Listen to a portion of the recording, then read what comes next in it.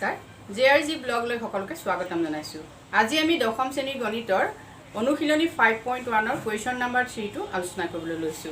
question number 3 ত আছে তলত দিয়া সমান্তৰ প্ৰগতি সমূহৰ প্ৰথম পদ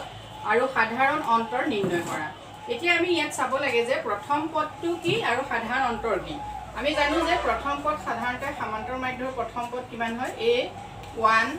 নেক্সট আহিলে নেক্সট আহিলে a2 এতিয়া a1 a2 a2টা যদি আমি পাই যাও তেতিয়া আমি কি উলিয়াব পাৰো ডিসটেন্স যেটো ডিসটেন্স হেতু আমি উলিয়াব পাৰো অন্তৰটো উলিয়াব পাৰো গতিকে প্ৰথম আমি এটো দেখিছো 3 1 -1 -3 ইয়াত আমাৰ a1 কি হ'ব যেটো প্ৰথম পদ 3 নেক্সট a2 কি দিয়া আছে a2 দিয়া আছে 1 গতিকে d কি হ'ব d = a2 - a1 গতিকে a2 ঠাইত আছে আমাৰ 1 নেক্সট আহিলে d a1 হল 3 গটিকে d কিমান হ'ব -2 গটি a2 হল ইয়াৰ আনসাৰ ঠিক আছে কোৱেশ্চন নম্বৰ 1 টো আমি এনেকৈ সলিউশন কৰিম নেক্সট আহিলে কোৱেশ্চন নম্বৰ 2 কোৱেশ্চন নম্বৰ 2 ত আমাৰ a1 কি হ'ব সলিউশনত আমি চাও ইয়াত a1 হল -5 নেক্সট d লাগে আমাক d হ'বলে হলে a2 a1 a2 a2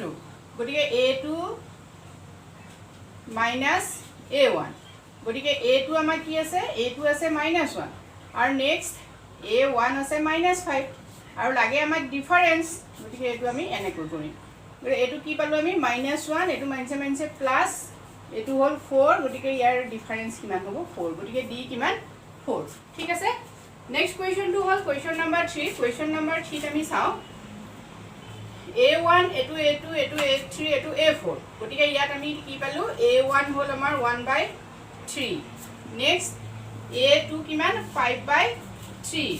গটিকে d কিমান হ'ব a2 - a1 a2 কিমান 5/3 নেক্সট আহিলে a1 1/3 গটিকে এনেকুৱা যদি হয় তেতিয়া আমি কি কৰিম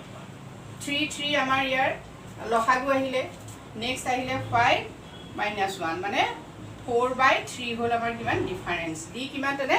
4/3 নেক্সট আমি কোৱেশ্চন নম্বৰ 4 টো চাও কোৱেশ্চন নম্বৰ 4 ত আমাৰ কি আছে a1 হল 0.6 আৰু a2 কিমান a2 হল 1.7 গটিকে d কি হ'ব a2 - a1 a2 কিমান 1.7 আৰু a1 হল 0.6 গটিকে d কিমান হ'ব d ইয়াত আমি দেখিলো 1.1 গটিকে এটো হল d গৰে এনেকৈ আমি কি হ'ব প্ৰথম পদ আৰু সাধাৰণ অন্তৰ উলিয়াব পাৰো বহুত উজু হয় তোমালোকে প্ৰেক্টিস কৰিবা বিভিন্ন ধৰণৰ অংক আমাক এনেকৈ পৰীক্ষা দিব পাৰে ইয়াত আমি এটো কথা মনত ৰাখিলে হ'ল যে প্ৰথম পদ আৰু দ্বিতীয় পদ হেতু যদি আমি পাই যাও তেতিয়া সহজে আমি কি কৰিব পাৰো ডিফাৰেন্সটো উলিয়াব পাৰো আৰু প্ৰথম পদ উলিয়াব পাৰো আজিলৈ মানে থ্যাংক ইউ